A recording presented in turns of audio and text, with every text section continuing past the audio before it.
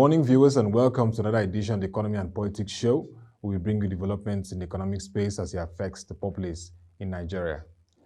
Today, the 8th of March 2021, we'll be discussing repositioning Nigeria's manufacturing sector for growth. You agree with me that the manufacturing sector has been facing its own challenge, whether it's a pandemic or other factors in terms of driving growth for the Nigerian economy. And no industrialized economy has thrived over time without having a vibrant manufacturing sector. With me to discuss this is Dr. Muda Yusuf, Director General of the Lagos Chamber of Commerce and Industry. Nice to have you once again on our show. Thank you very much. Yeah. Let's look at the manufacturing sector in 2020. The good figures show the contraction, even as it reflected in the Purchasing Managers Index, PMI, almost through the year. The fourth quarter 2020 GDP performance, as published by National Bureau of Statistics, showed it grew at minus 1.51%, which was a contraction. And also in the full year, it contracted by minus 2.75%. Some sectors experienced growth like cement, motor vehicle assembly, food, beverage, production, construction, chemical and pharmaceutical, textile, amongst others. In your assessment, is it just the pandemic? What were the other factors that really affected growth in manufacturing? Well, the Nigerian manufacturing sector has a major shortcoming. And the major shortcoming is the fact that it is a highly import-dependent sector. That's a major weakness. And it makes the sector very vulnerable, especially to external shocks. Over the years, we'll be talking about close to a decade now, manufacturing contribution to GDP has been consistently less than 10%. And the challenge is a legacy problem, because we are coming from a regime of what we call import substitution strategy of industrialization, which presupposes that we have a robust foreign exchange base to support the importation of raw materials. Of course, this model is no longer sustainable.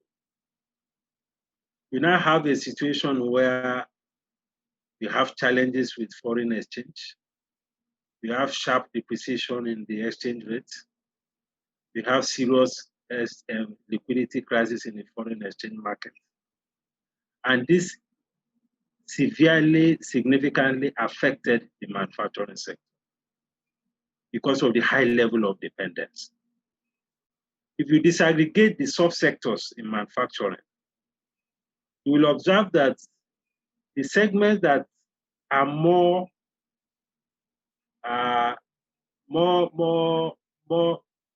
dependent on local sourcing of raw materials and less dependent on importation. I'm talking now about sectors or segments of the sector that have strong backward integration model. Those segments appear to have done much better than the larger segments that are dependent almost 80-90% on imports. This, for me, is a major factor. And that is why, if you look at the relative performance, if you disaggregate the various subsectors, you will notice that sectors like cement, like those in the food and beverage, are generally much better, recorded much better performance than many other segments of the manufacturing sector. So it is key that we rethink the whole strategy of industrialization. Industrialization is not just about assembling things or coupling things together or just mixing some imported components or condenses or formula. A sustainable industrialization lies a lot more in the degree of local content, local value addition. That is what will strengthen the competitiveness of our industries. Because right now, we have an industrial sector that cannot compete significantly outside of our shores. And the beauty of industrialization is to be able to, apart from satisfying the local market, is to also to be able to satisfy the continent, sub-regional market, the continental market, and the global market. That is the way to grow and to grow the industrial sector. That is the way it is in Asia and in many other countries. They don't just restrict themselves to the local market. And you cannot compete continentally or even sub-regionally if you are not competitive. So the high dependence on foreign raw materials, foreign inputs, we can understand importation of equipment. That is practically one-off. You don't import machinery all the time. Yes. But when you import raw materials all the time, and the raw material content that is imported is 70%, 80%, or 90% of the total input, then we have a problem. So there is a major policy problem around our strategy. And that is why if you look at the Nigerian Industrial Revolution plan, there's a strong emphasis in that plan about resource-based industrialization. In other words, it is the resources that you have that should determine the structure, the nature, and the architecture of your industries, of our strategy. That is the path we should follow. For instance, easily we should be the dominant player in cement on the continent. And we are almost there. Of course, there are some local factors that is increasing the cost of cement, especially cost of transportation and all of that. But the local resource content in cement is very high. We should also be the dominant player in petrochemicals. If we didn't have the kind of policy problems that you have in the oil and gas sector, which has made it difficult for private investments to flow into that space, we should be the dominant player on the continent on anything that has to do with refined petroleum products, on petrochemicals, on fertilizers and things like that. That is what normally should be, because we have rich resources to back up that kind of industrialization. Unfortunately, we lost it because we had a policy regime that made the public sector to sit on the oil and gas sector, making it difficult for private investment to flow into the space. So resource-based industrialization, I think, is key. Of course, you have other issues impeding the competitiveness of industries. We have the structural problems of infrastructure. We have the issues around our international trade processes. We have issues around regulation. Those are there. And we can at least we can fix that. But there's a fundamental policy problem. There's a fundamental strategy problem around industrialization. We should be focusing on what you can call areas of competitive and comparative advantage. It's elementary economics. You can't have an industrial sector that is dependent almost entirely on protection. I mean, we had the story of the automobile sector. How can you be depending on 70% import duty for you to make a sector sustainable or viable? That cannot fly. It's not sustainable. Now there's the argument that because the duty has been reduced to 45% now, because you have a 10% levy, 35% duty. And there's a lot of talk that cannot sustain the automobile sector. That's a very big issue. You have an industry that cannot survive with 45% import duty protection. Then there's a problem inherent in the strategy of industrialization. So there are structural issues, but more importantly, there's also a strategic problem.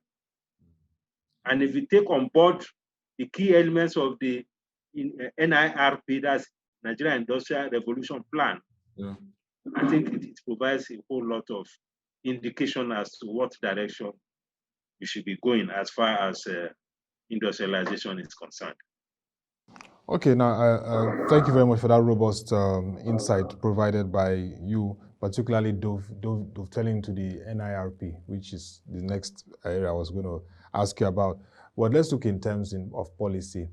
Do you see consistency right from when we had this rollout during the previous administration, and of course consistency in this administration to say this policy is a good one, let's continue to leverage on it, improve on it, and then looking into 2021, what are those steps? You've talked about the need for strategy. We've seen a lot of documents and strategy plans, but what are those key steps that will shape the manufacturing sector activities? I'm really pushing that we should at least experience even a 1% growth, let's say first quarter 2021. That has like from the current growth of contraction. And even at the end of the year, we should target nothing less than a 2 or 3% growth because, like it's already said, manufacturing is a key driver for our economy. But what are those policy steps that can really take us on board to the pathway of growth, from fiscal to monetary? Well, the first thing that we need to do is to address the foreign exchange challenge of the manufacturing sector. We are already stuck with a manufacturing sector that is heavily import dependent. Therefore, we need to ease the foreign exchange environment to service the sector. Because if you talk to any manufacturer today, the biggest challenge that they are facing has to do with access to foreign exchange to import their critical inputs. I know we have a challenge with foreign exchange inflows. We have a challenge with commodity prices. We have a challenge with our foreign reserves. So we cannot have the kind of supply of forex that we used to have. Yes. But we can play around the policy that can ease liquidity, liberalizing inflows into the foreign exchange market, reducing the multiplicity of rates, eliminating rent-seeking activities in the foreign exchange market, encouraging inflows from other sources outside of oil. If we do that, that will impact positively on the manufacturing sector. That way, a lot of them will be able to access inputs a lot better, maybe at a better rate, but more importantly, will have solved or reduced the problem of illiquidity in the foreign exchange market. That is one. Secondly, and this may be a bit of a medium-term thing, is to fix the structural problems that the manufacturing sector is facing. Manufacturing is highly energy intensive. It's also to some extent logistics intensive because there's a lot of logistics that is involved in manufacturing. Right from the importation through the ports, we have problems with the ports, transportation from the ports to the factories, transportation of finished goods from the factories to the market, and servicing the entire country. The logistics of dealing with that is a lot of burden on the Nigerian manufacturing sector. So we have the challenge of power. Right now, the cost of diesel is already increasing well over 200, 220, 230, it's going to 240 now. And many of these manufacturers are dependent on diesel. This has implications for their cost of production. Even for those who are dependent on gas, because of the international price parity around gas pricing. Many of them are also having issues with that. So energy cost is a major component of cost. So if you see what you can do to reduce that, that will help the manufacturing sector. Then, of course, we have the challenge of managing our international trade process properly. We have a whole lot of dumping of cheap manufactured products in our economy. Some of them come into the country smuggled. Some of them don't pay the correct duty. And you find a situation where many of what is produced here cannot compete with some of these imported items. And some of them have been forced to fold up. And this challenge is even worse for those who are indigenous manufacturers. If we take a look at our manufacturing space today, many indigenous players are packed up. They are like an endangered species in the manufacturing environment. The whole space has been taken over by, investors from Asia and the rest of them. Because in addition to some of the challenges of, getting things cheap, many of these foreign entrepreneurs also have very good support from their home countries, which many of our own indigenous manufacturers don't have. There's a bit of state capitalism that is being infused into some of these foreign investors. Yeah. So we have a situation where apart from a few big domestic conglomerates, many segments of the manufacturing sector have been taken over. There are very few indigenous manufacturing firms currently in the economy. This is not to diminish the importance of foreign investors. Yeah. This is not to say that we don't want foreign capital. But it is also important that we have a strong local position indigenous people. It's also part of development. Yeah. That you have indigenous people playing in critical sectors of the economy. Yeah. In many countries around the world, there are even deliberate policy to support indigenous players to be part of the manufacturing sector, to be in the mainstream of the economy and in the mainstream of manufacturing. So these are the things that I think the government can do. And of course, there is also the issue of patronage. If we have a deliberate policy of government in particular, procurement, procurement, to patronize what is made in Nigeria, that will go a long way, and that will help to even, pushing or mitigate the problem of their competitiveness vis-a-vis imported products. And I heard the Minister of Finance, she hinted about that, especially around the automobile sector. Yes. And that she's trying to push through a policy to compel government division to patronize indigenous vehicles that are made locally. It should not just be restricted to vehicles. It should be anything that is produced locally. That will also go a long way to support the manufacturing sector. And in cement, we can do a whole lot by supporting the cement industry by using more of cement to build roads. Yeah. It will boost their capacity. Why must we be importing bitumen and all of that when we have a huge capacity for cement production? Yeah. So if there is more focus on the use of these concrete roads, it will boost the capacity of domestic cement industries. It will save us a lot of foreign exchange. I don't know why there is no, government is not particularly excited or enthusiastic about it. It's a policy that we need to push. Yeah.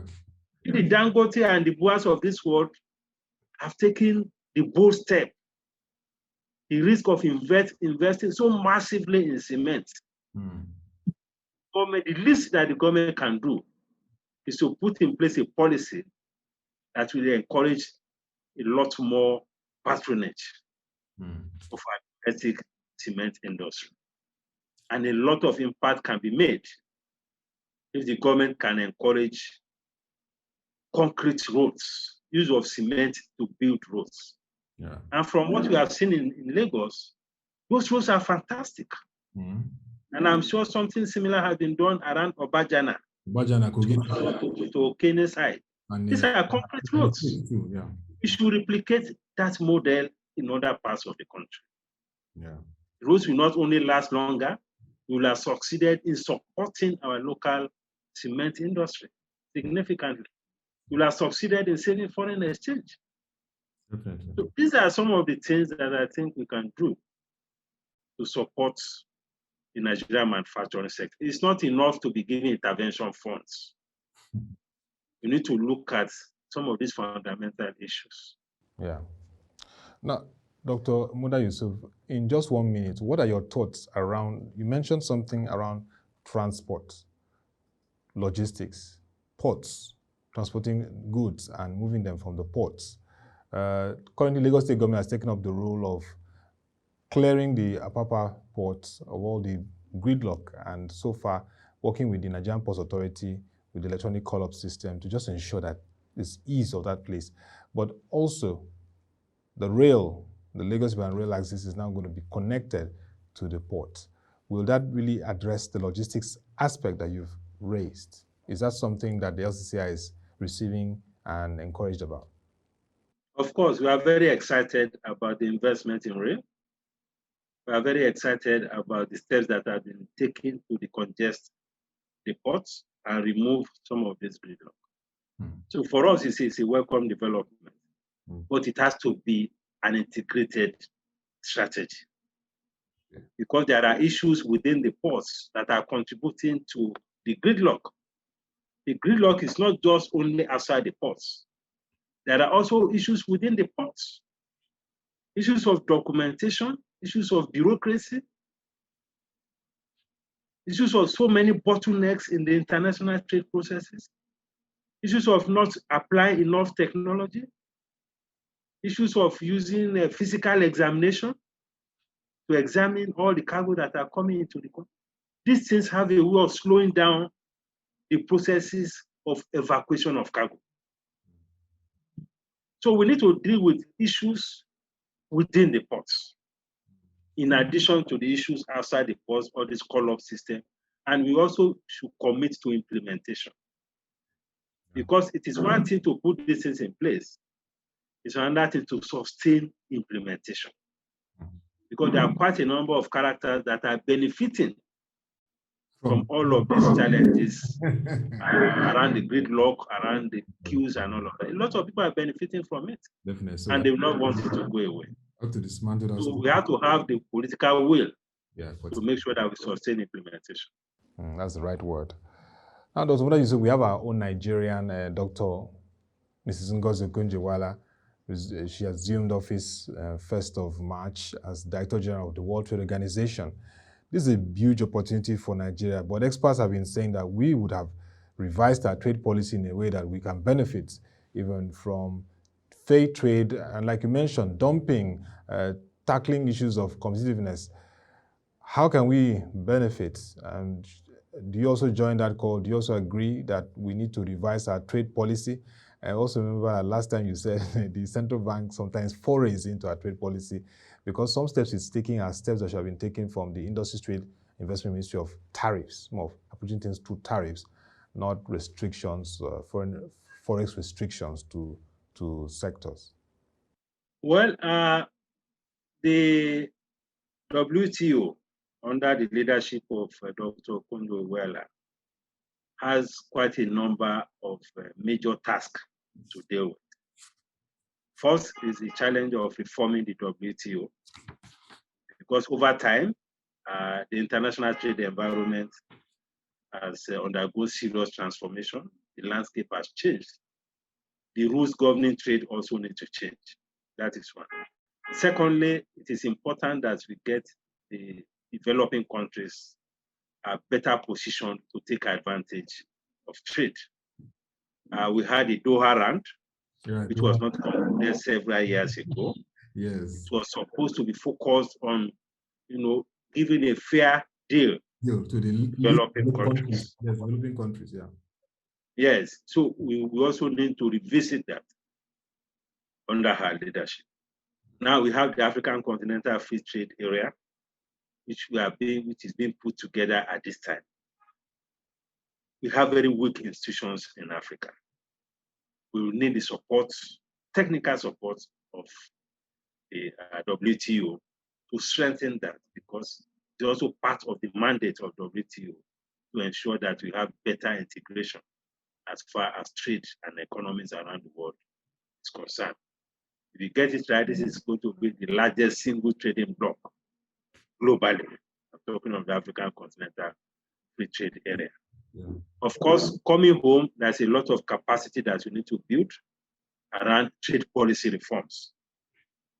Our trade policy structure currently is highly protectionist, and we have an industrial policy that is depending almost entirely on protectionism, which of course is not sustainable. Yeah. So we need to identify areas in which we can have some strength in terms of competitiveness, and within the African Continental Free Trade Agreement, there are some sensitive products that have been identified. We need to identify areas where we are not strong and liberalize trade a lot more. Because tariff structure generally in Nigeria is very high. So we have very high tariffs even on products that we are not sufficiently producing. And some of these high tariffs are also impeding economic development. It's impeding growth. It's even impeding industrialization. So we need to reform our trade policy. We need to reform our trade institutions as well. Because our trade institutions, particularly the customs, have a very strong mindset around revenue generation. Yeah. They don't care so much about what happens to investment, what happens to industries, what happens to other sectors of the economy. Their main goal is revenue generation, and that is their KPI. Sometimes you can't blame them. Yeah. But that is hurting the economy a great deal. So we need a mindset around policy environment that is more, looking at a general equilibrium mindset. That's looking at how a particular policy impacts on the totality of the economy. That is what a general equilibrium mindset in economic management is all about. So you should bring that kind of general equilibrium mindset into policy making. We are talking of monetary policy, exchange rate policy, trade policy. We should have a general equilibrium approach, looking at how policies in one sector is affecting the rest of the economy. It's affecting the welfare of the people. So these are the things that I expect to happen under her leadership. But you know what it is when you are presiding over a multilateral institution. It's not just about your country. It's not just about your continent. It's about the totality of the global economy. Yeah. We also have to position ourselves properly to be able to take advantage of whatever opportunities exist within the WTO. Thank you very much, Dr. Muda Yusuf, for the time. It's been very, very enlightening discussing repositioning manufacturing sector to the pathway of growth in 2021, amidst the fact that it experienced contraction last year, 2020. And I'm hoping that at the end of this year, we can look back and say at least we're seeing the good signs of growth, because manufacturing is very key for any economy to thrive. And that's why when you look at the G7 industrialized nations, the G7 group is all about manufacturing. That's what distinguishes them, plus the industrialization process. And that's where Nigeria needs to be, dealing with the global super economic powers. Thank you once again, Dr. Muda Yusuf, Director General of the Lagos Chamber of Commerce and Industry, and all your very incisive thoughts We hope that as this is relayed to our platforms, policymakers will take it and integrate it in their strategy and plan as it covers trade, investments, manufacturing, and all the factors that affect it as a key pillar of our growth. Thank you once again. Thank you very much. My pleasure. Yes. And that'll be all for this edition of the Economy and Politics Show. You can join our platform, www.proshng.com, to get further stories and developments on manufacturing. When you click on our website, go to the right hand of the bar, click on Nigeria Economy. We have a lot in store having to do with data around developments in the economy as it stems from manufacturing and other news stories that have impacts to the economy. If you have views and comments around manufacturing and what should be done to improve this very critical sector of the economy, send your views and comments to news@proshng.com. We're glad to receive them and respond to you appropriately. Don't forget, in this period, you have to stay safe. So please take all the necessary measures to stay safe amidst the pandemic. Till we come your way again, thank you for watching. Have a nice day. You can follow all the social media platforms displaying on your screen, but please stay safe.